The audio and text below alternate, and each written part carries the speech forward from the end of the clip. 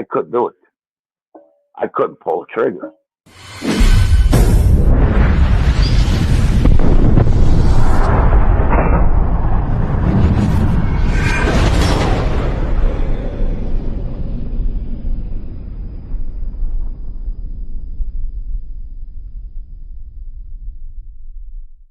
Welcome to this episode of Chatting with Stacks. I'm your host, Bill Stacks, and today I got John Palermo. Like Steve was a Mexican kid. They had no problem. As long as you earned, they didn't care. But you couldn't get into the crew, like, you know what I mean? You could. They weren't made in Chicago like New York. Made guys. They didn't do all that stuff. But there was kind of like an inner circle, though, right? Yeah, we had our inner circle, but we had, like I said, boundaries. You had your West Side bosses, then you have boundaries. You know what I mean? You don't want to step on other people's feet. Then you have more boundaries, like the South Side crew or the North Side. You know what I mean? You have boundaries drawn. Now, Tony Ricardo, he renamed the Chicago Mafia to the Chicago Alpha. You know that. Now, the reason why he did that, because he wanted to go away from the New York mob. You want to be, like, different. You know what I mean? Yeah. And he loved, Ricardo did not let showmen like Gotti. Gotti would have got killed by the Chicago mob instantly. He pulled with that crap in Chicago. He did not. He loved when they got publicity. Tony Ricardo, if you realize what he did, he went from Indiana all the way to the West Coast, and he took all that over. In Chicago outfit, Los Angeles, San Diego, that was all Chicago outfit influence out there. Yeah. Then people think there's territories. There's not territories in the outfit. Territories were when they had those big mob meetings. Tony Ricardo, it's online. It's in part of history. It's called a 1977 treaty. Tony Ricardo went to 5 families, and he told them, he said, "Listen, we'll stay out of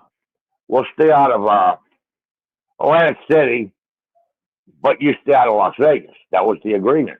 So they went. They went with it. Yeah. Tony Ricardo was a powerful boss. For him to keep Las Vegas for the Chicago outfit is huge. Yeah. Well, what's said about him, Ricardo. Tony Ricardo had more brains at breakfast than Al Capone had all day. He was just a elementary school dropout, because a lot of us back in the day, they all dropped out of grammar school. They didn't maybe entered high school and they dropped out. They were street thugs. Yeah. There was another guy you were talking about, the German. Oh, that guy's something. I met him a few times. He's just another breed of a person. You talk about psychopathic killer. This dude, I swear he would kill kids or kill a woman. I mean, he just like killing. He's like a killing machine. See, some of these gangsters are so afraid of this guy. Tony Spilotto's afraid of him.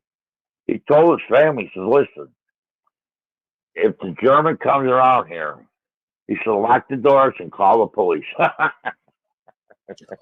Man. Was there a lot of guys back in the day that were like that, had that type of aura? Well, I suspect they all killed at one time. That's my suspicion. Now, getting back to collecting with Michael. Now, Michael tested me because he's trying to show me, I think, what I got to do if I belong to the crew. You know what I mean? He was taking me to the next level. So one day, I was shocked. He handed me a pistol, and he said, "Johnny, you got to take this guy out. He's not paying up. He's broke. He can't get no more money. He's just a bust out, and he's screwing with us. He borrows so much damn money from us." I was told to kill him. Okay? Now, Stacks. I went to the guy's place, his nightclub. Walked back to his office. He was walking faster to go to his desk. I knew exactly what he was doing. He was going for a weapon. So I smacked him with the pistol. I got him to his off-board knees. Stacks, I swear to God, buddy. I had my pistol, I had my barrel resting on his forehead. And I said, "You know what? This is graduation time. My apprenticeship is over. I do this, I'm in." You know what I mean? I'm in. So my gun was straight on his forehead. And for some reason, things got slow motion. You know what I mean? Everything behind him got slow motion. Started looking on his wall and see pictures of his family, his grandkids. I couldn't do it. I couldn't pull the trigger. So I know Michael had the guy eventually whacked, you know what I mean? Yeah. And I said, Mike, I need a breather. You know what I mean? There's no time option, but I didn't commit myself, remember. This is all agreement with me and Michael. I've been doing this if I like it, you know what I mean? So I need a minute. By the time the minute was over, they killed Michael, you know. So two of my teachers are dead, like I said. And then my stepfather came and approached me. You want me to be a cop in one of these villages, these corrupt villages. Now, this is a big story by itself. So he says, two things you can't be. I said, yeah, what's they? Can't be the chief of police and you can't be the mayor. But you can be anything you want in this village. Okay? It's how corrupt it was in Chicago. They call Illinois one of the most corrupt states in the United States, and I believe it. Yeah. Now, I said, listen, I'll try part-time if I like it. So one day, it was election time in this village. Oh, my father had it down pat, buddy. Let me tell you something. I voted 3 times, and I don't even belong to the village. the cry in Chicago, vote often. Vote early, vote often. Yeah, vote early, vote often. Yeah.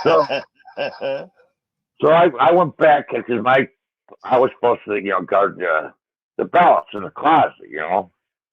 So I open up the closet and I go, there's got to be more ballots here than there's people living in this village. He had a machine. He was stuffing the ballot boxes, guys. He had all the moving parts to his favor. So you got to figure, he got the mayor, okay, it was corrupt, obviously. He got his mayor. He's got his chief of police.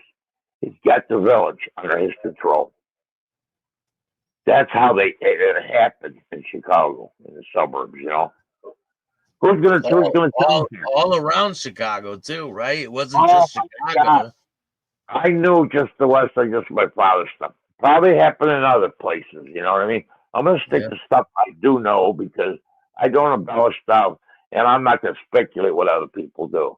My story's short, but it is unique. Okay, and I tell you something. It was gut wrenching writing my book. Okay, now I'm on my second book to finish my story because I had no name recognition out there, you know. And I tried to do my first book to be recognized. But unfortunately, I couldn't promote my first book because I was in the hospital 38 times.